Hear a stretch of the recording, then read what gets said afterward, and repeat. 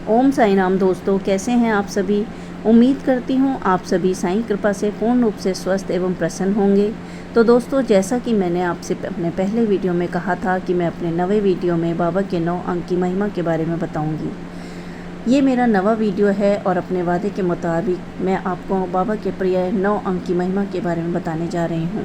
वैसे तो बाबा की सभी बातें, सभी उपदेश ज्ञानवर्धक और जीवनदायिनी संजीवनी के समान हैं, परंतु 9 अंक का उनके जीवन में विशेष महत्व रहा है। बाबा ने लक्ष्मी बा को भी 9 सिक्के अपने अंतिम समय में दान में दिए थे। बाबा की दृष्टि में 9 अंक नवदा भक्ति का प्रतीक है, अर्थात 9 प्रकार से की जाने वाली भक्ति। दोस्तों, बाबा का ये मानना था कि किसी भी आराध्य को हम अपने अपने तरीके से पूज सकते हैं। सबका अपना एक तरीका होता है, लेकिन ये 9 तरीके जो हैं ये विशेष हैं।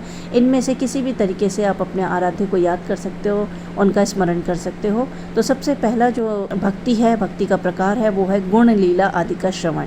यानी कोई ऐसे भक्त होते हैं जिन्हें अपने आराध्य के बारे में सुनना, उनके गुणों के बारे में जानना, उसमें ही उन्हें एक संतुष्टि, आत्मसंतुष्टि की प्राप्ति होती है, उसमें ही वो आनंद प्राप्त करते हैं। जैसे कि इस समय मैं साईं के बारे में बोल रही हूँ और मेरे सुनने वाले जो हैं वो अपने आराध्य के गुण लीला का आनंद ले रहे हैं। तो ये एक भक्ति का प्रकार है। दूसरी भक्ति का प्रकार है कीर्तन भजन। जैसे कुछ लोग जो हैं अपने आराध्य के विषय में उनका भजन कीर्तन करके अपने आप को लीन रखते हैं उनकी भक्ति में, और उन्हें उसमें आनंद की प्राप्ति होती है। तीसरा जो प्रकार है वो है नाम रूप आदि की सेवा। जैसे कुछ लोग अपने आराध्य का नाम ले लेते हैं जीवन में और उनके नाम पर कुछ ना कुछ वस्तु का त्याग कर देते हैं, अपने जीवन से उस वस्तु को, अपनी प्रिय वस्तु का त्याग कर देते हैं। वो नाम रूप की आदि की सेवा के रूप में भक्ति कहलाती है। चौथी भक्ति है चरण वंदना। जैसे कि मैं आजीवन अपने आप को बाबा के चरणों में समर्पित करना चाहती हूँ। मैं रात दिन बाबा से ये प्रार्थना करती हूँ कि बाबा आजीवन मैं आपके चरणों में बैठी रहूँ, यही मेरी आपसे प्रार्थना है। तो ये चरण वंदना कहलाती है। और 5वीं भक्ति है दोस्तों पूजा अर्चन। जैसे हम लोग अपने घरों में दिया बत्ती करके और धूप बत्ती, अगरबत्ती आदि जलाकर अपने आराध्य को प्रसन्न करते हैं, उनका नाम स्मरण करते हैं। तो ये पूजा अर्चन एक 5वां प्रकार है भक्ति का। इसके साथ ही वंदन। जैसे कुछ लोग रात दिन जो है उनका भजन, उनका वंदन, उनकी वंदना करते हैं, उनका ही नाम स्मरण करते हैं, उनका ही गुणगान करते हैं। तो वो भी एक तरह से गुण लीला आदि कीर्तन के अंतर्गत ही आने वाला एक प्रकार है वंदन।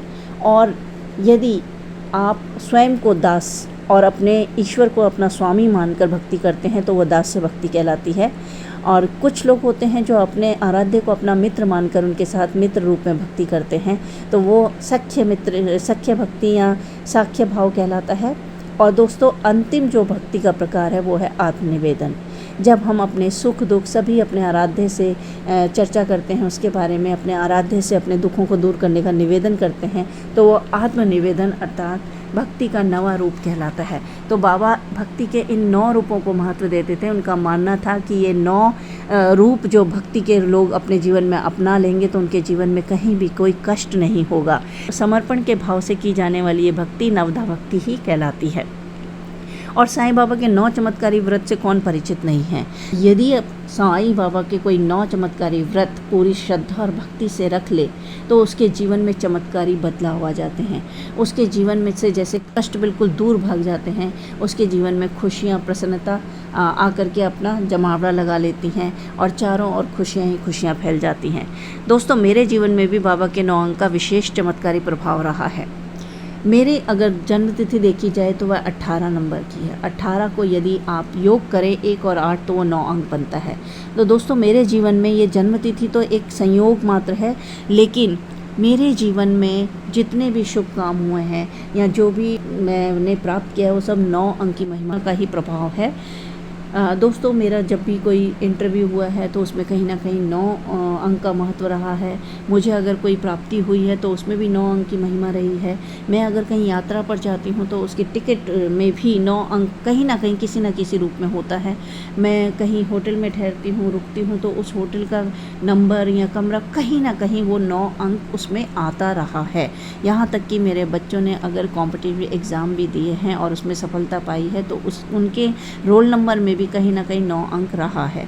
तो इस प्रकार मेरे जीवन में वो 9 अंक का बहुत महत्व रहा है और मैं इस 9 अंक को बहुत ही महत्वपूर्ण मानती हूँ, चमत्कारी मानती हूँ। इसलिए मैं अपने जीवन में 9 अंक को महत्व देते हुए कोशिश करती हूँ कि मेरे शुभ काम, सारे शुभ काम 9 अंक से ही आरंभ हों और 9 अंक पर ही सब समाप्त हों।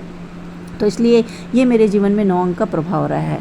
दोस्तों, बाबा के नाम स्मरण, जहाँ मैंने 9 भक्ति के बारे में बात की है, वहाँ पर नाम स्मरण की भक्ति भी मैंने बताई है। अब नाम स्मरण करने मात्र से ही आपके जीवन में कैसे चमत्कार होते हैं उसका मैं एक उदाहरण, जो मेरे जीवन के लिए एक तरह से मतलब एक बहुत ही बड़ा चमत्कार रहा है मेरे जीवन में, जैसे एक नव जीवन प्रदान करना, उसको कह सकते हैं कि बाबा का ये बहुत बड़ा आशीर्वाद रहा है। उसके बारे में मैं आपको ये बताने जा रही हूँ। आप लोग ज़रा ध्यानपूर्वक सुनिएगा और जो साईं के सच्चे भक्त हैं वो ज़रूर मेरी इस बात से एग्री करेंगे या मेरी बात से सहमत होंगे कि हाँ, बाबा के नाम स्मरण मात्र से भी आपके जीवन में बहुत बड़ा बदलाव आ जाता है।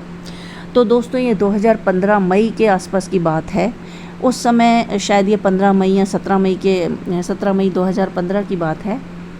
दोस्तों, ये जीवन में सबके सुख दुख आते रहते हैं और जैसे हम सुखों को खुशियों से बिताते हैं, सुख के दिनों में हम बहुत खुश होते हैं और सब कुछ भूल जाते हैं, वैसे ही मेरा ये मानना है कि दुखों को भी हमें इसी प्रकार एक सकारात्मक दृष्टिकोण में बिताना चाहिए।